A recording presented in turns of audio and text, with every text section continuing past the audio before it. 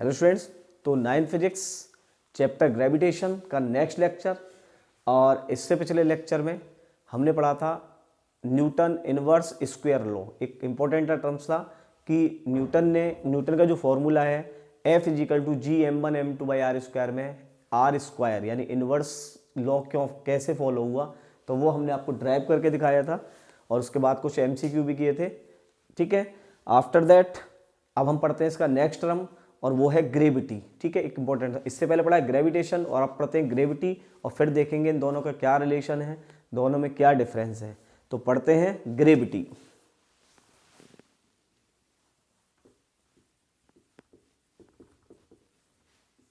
तो ग्रेविटेशन क्या था? क्या ये ग्रेविटेशन ही है? तो ग्रेविटेशन में हमने पढ़ा था कि it is the attraction force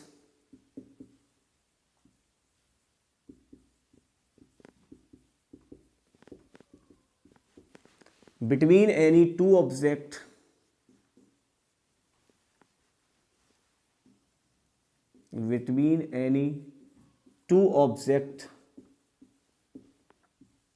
in the universe। ठीक है, ये लॉ था ग्रेविटेशन कि यूनिवर्स के अंदर किन्हीं भी दो ऑब्जेक्टों के बीच जो फोर्स क्रिएट होती है और उसकी नेचर अट्रैक्टिव होती है उसको हम ग्रेविटेशन फोर्स बोलते हैं। और उसका फॉर्मूला था F=G(m)m यानी m1m2/r²। ठीक है, m1 m2 प्लैनेट के मास थे या ऑब्जेक्टों के मास थे, उनके बीच का सेपरेशन r है, ग्रेविटेशन कांस्टेंट है, ये फोर्स थी। फिर ग्रेविटी क्या है? ग्रेविटी भी अट्रैक्शन फोर्स है।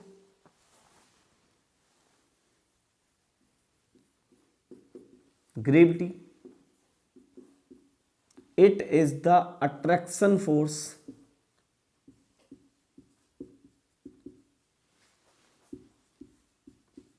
Between earth and any other object. ठीक है, लगभग बिल्कुल बस इसका मान लीजिए कि इसकी फोटो कॉपी है दूसरी कि है क्या यहां पर भाई। ग्रेविटेशन में हमारे पास दोनों ऑब्जेक्टों की चॉइस है, मतलब वो ऑब्जेक्ट कुछ भी हो सकते हैं।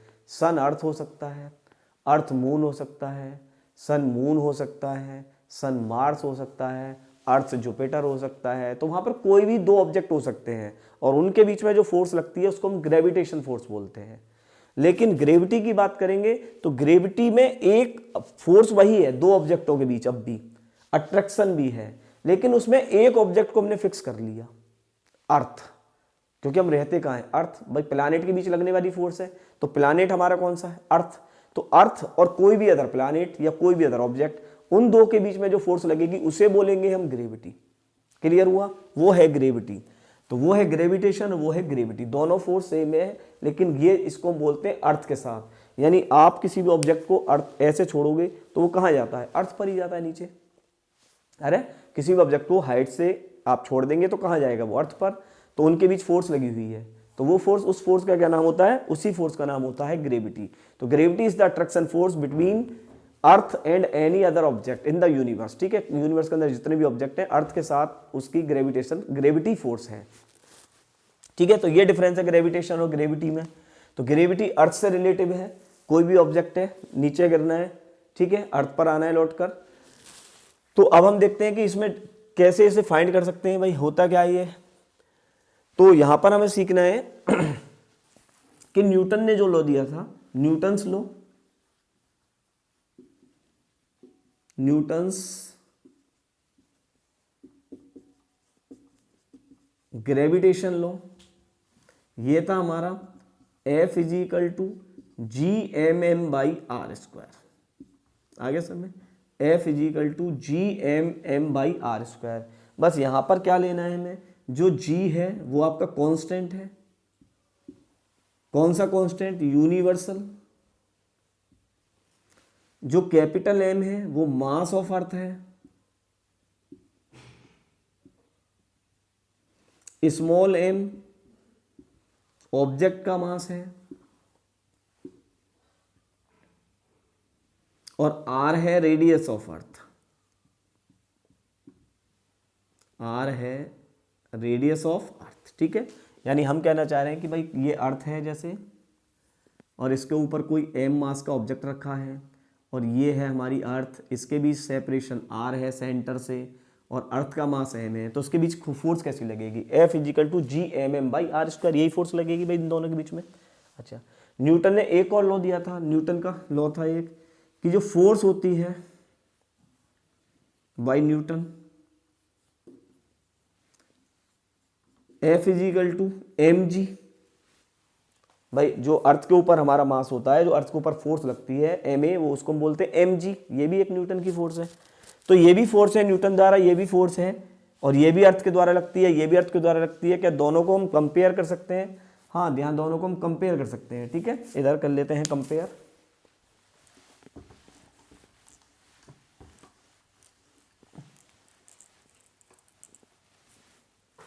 तो एक तो हो गई हमारी F is equal to G M M by R square, और दूसरी हो गई एम जी, भाई ये भी फोर्स थी, ये भी फोर्स थी।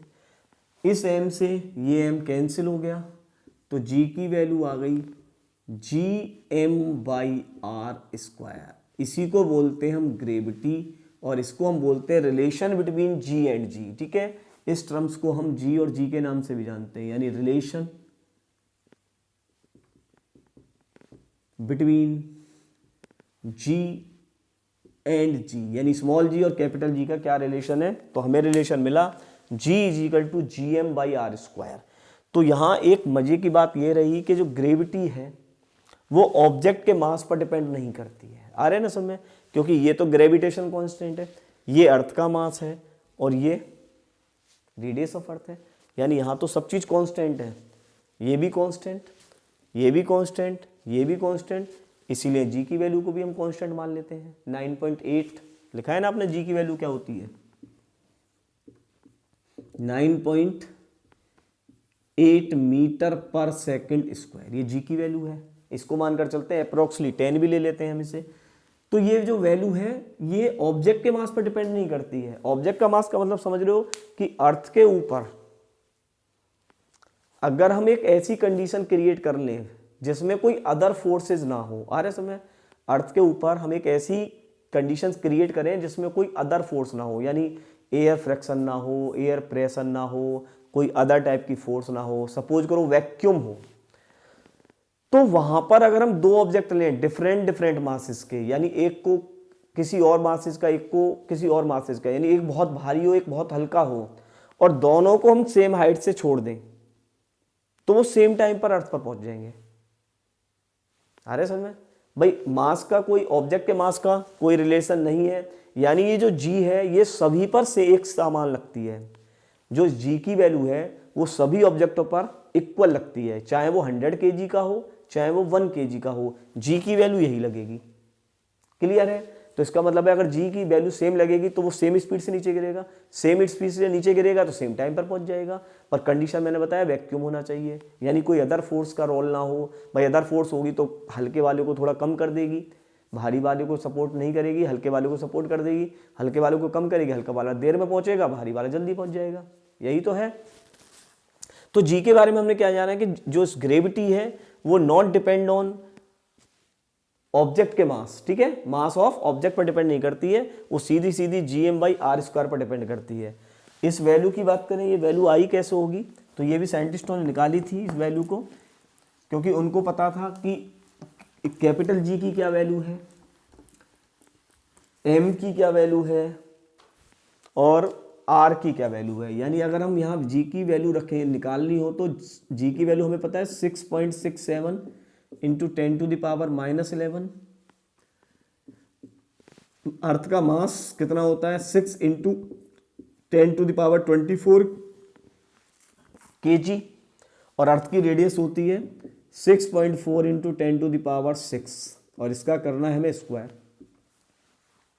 अगर हम इस वैल्यू को सोल्व कर लें तो अप्रोक्सली हमारी जो वैल्यू आती है वो कितनी आती है, 9.8 मीटर पर सेकेंड स्क्वायर। यही वैल्यू आती है हमारी अप्रोक्सीमेटली। तो हमने जी की वैल्यू को इसी तरह से निकाल कर देखा था, क्योंकि it is independent of mass. It is independent of mass. ये मास पर डिपेंड ही नहीं करती। किसके मास पर? ऑब्जेक्ट के मास पर। अर्थ पर तो कर रही है, ऑब्जेक्ट के मास पर डिपेंड नहीं करती। यानी ये जो वैल्यू है ये कांस्टेंट की तरह बिहेव करती है। लेकिन अगर हम देखें कि ये वैल्यू यहाँ है, earth surface, that is earth surface, ये आर, ये अर्थ का मास और ये ऑब्जेक्ट का मास। तो इस पॉइंट पर अगर ए पॉइंट पर बात करें तो जो जी की वैल्यू है वो है हमारी 9.8 मीटर पर सेकेंड स्क्वायर। क्लियर है यहां तक? This is the maximum value, this is the maximum value.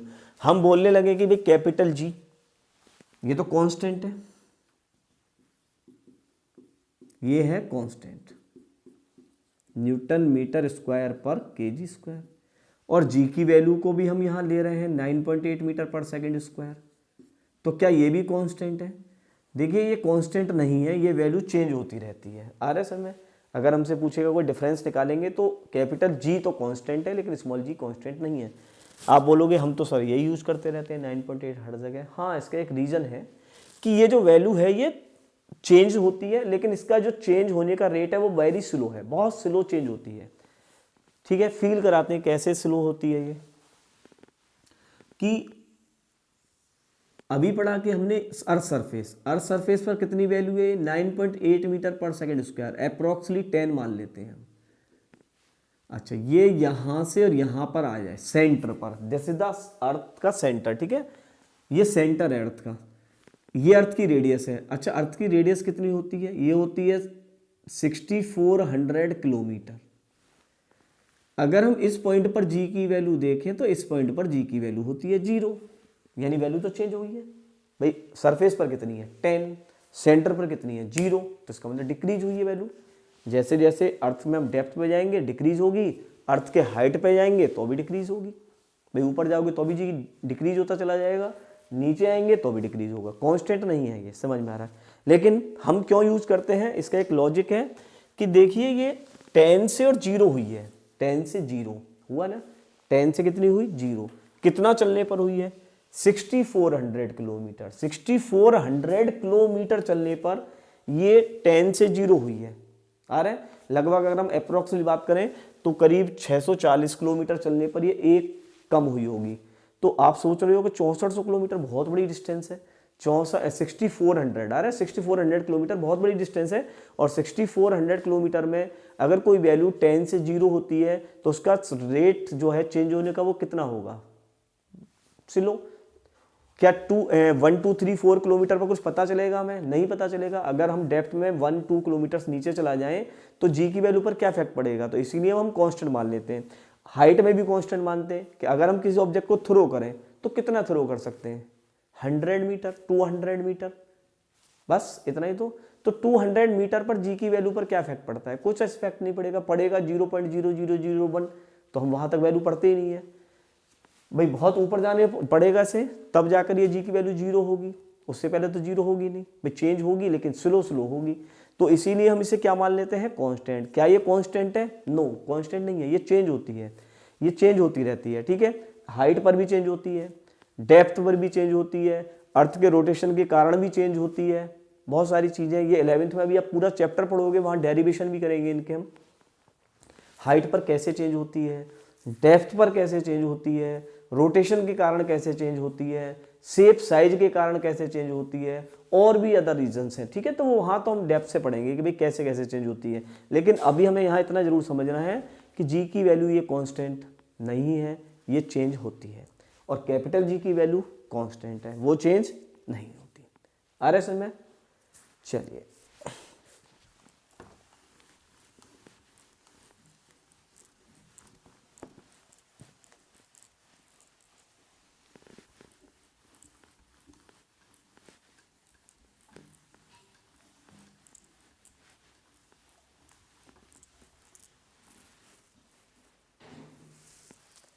तो जी की वैल्यू का रिलेशन समझा हमने। अब अगर हम सोचेंगे जी की वैल्यू जो चेंज होती है किन बातों पर डिपेंड करती है जी की वैल्यू, ठीक है, थोड़ा सा मैं आपको बता देता हूं, बाकी डेरिवेशन तो पूरा 11th में पढ़ना है हमें। तो जी की जो वैल्यू है वो एक तो शेप ऑफ अर्थ पर डिपेंड करती है। ठीक है, value of ji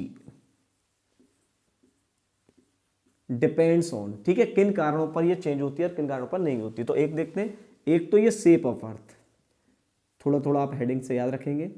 shape of earth,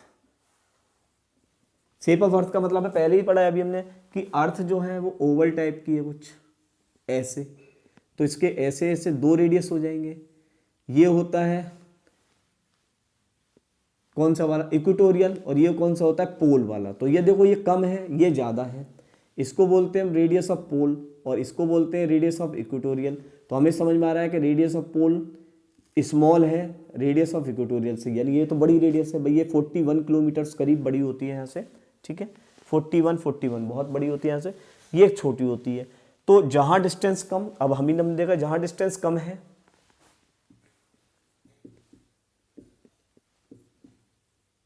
inversely है, अगर डिस्टेंस कम होगी तो जी की वैल्यू ज़्यादा होगी, अगर डिस्टेंस कम होगी तो जी की वैल्यू वहाँ ज़्यादा होगी, डिस्टेंस बढ़ाएंगे तो जी की वैल्यू कम हो जाएगी। तो इसका मतलब अगर हम बात करें तो यहाँ पर किसकी जी ज़्यादा होगी, पोल की या इक्वेटोरियल की, बताइए, पोल की या इक्वेटोरियल की, यानी जिसकी डिस्टेंस कम है तो इसकी डिस्टेंस कम है, तो इसका मतलब लिख सकते हैं कि gravity of pole is greater than gravity of equatorial, ठीक है, पोल की ग्रेविटी ज़्यादा होती है और इक्वेटोरियल लाइन की ग्रेविटी कम होती है। दूसरा हम पढ़ रहे थे हाइट पर इफेक्ट पड़ता है इसका, हाइट पर केवल अभी आपको एक केवल फॉर्मूला याद रखना है, बाकी डेरिवेशन कराएंगे कि अगर सपोज करो यहाँ कोई ऑब्जेक्ट रखा है और फिर हम इसे यहाँ से h हाइट पर ले जाएं और इस पर देखें रिलेशन, यहाँ है g और यहाँ है g डैश, तो g dash is equal to g upon 1, ठीक है, 1 प्लस h अपॉन r का होल स्क्वायर, ये रिलेशन आएगा आपका, ठीक है। हाइट पर डेरिवेशन हम 11th में करेंगे, कभी कभी लोग फॉर्मूला रखते हैं कि हाइट पर g इस तरह से चेंज होता है। अब इसको सॉर्ट करने के लिए मतलब अगर 2-4 किलोमीटर की बात हो, यानी 1 2 3 4 2-4 किलोमीटर की बात हो, तो हम इस फॉर्मूले को ऐसे भी पढ़ लेते हैं, g dash is equal to g 1 minus 2h by r, ठीक है। अभी केवल हमें याद रखना है हाइट पर इफेक्ट इसका डेप्थ पर भी इफेक्ट पड़ता है, यानी ये डेप्थ में भी कम होती है, नीचे जाएंगे, अभी हमने पढ़ा था सेंटर पर जाने पर जी की वैल्यू 0 होती है, तो वहाँ कैसे 0 होगी, मतलब वहाँ क्या रिलेशन है, तो वहाँ का रिलेशन होता है g1 minus D by are, ठीक है। अभी केवल आपको केवल फॉर्मूला से याद रखना है ऐसे ही, बाकी डेरिवेशन हम आगे करेंगे। ये डेप्थ में g इस तरह से चेंज होगा, हाइट में g ऐसे चेंज होगा, ये मैंने तुम्हें बता दिया, एक्सिस की वजह से चेंज होता है, रोटेशन की वजह से अलग चेंज होगा। तो नंबर ऑफ चेंज है g के अंदर, आ रहा है समझ में, नंबर ऑफ चेंजेस हैं, तो हमें याद रखना है कि किस तरह से g चेंज होता है, यानी ये स्मॉल g कांस्टेंट नहीं है, कैपिटल G कांस्टेंट है। क्लियर हुआ हमारा g और g का रिलेशन। तो मिलते हैं हम अपने नेक्स्ट लेक्चर में थोड़ा इस रिलेशन को आगे बढ़ाते हुए, तो जुड़े रहिए हमारे साथ और पढ़ते रहो और बढ़ते रहो। All the best.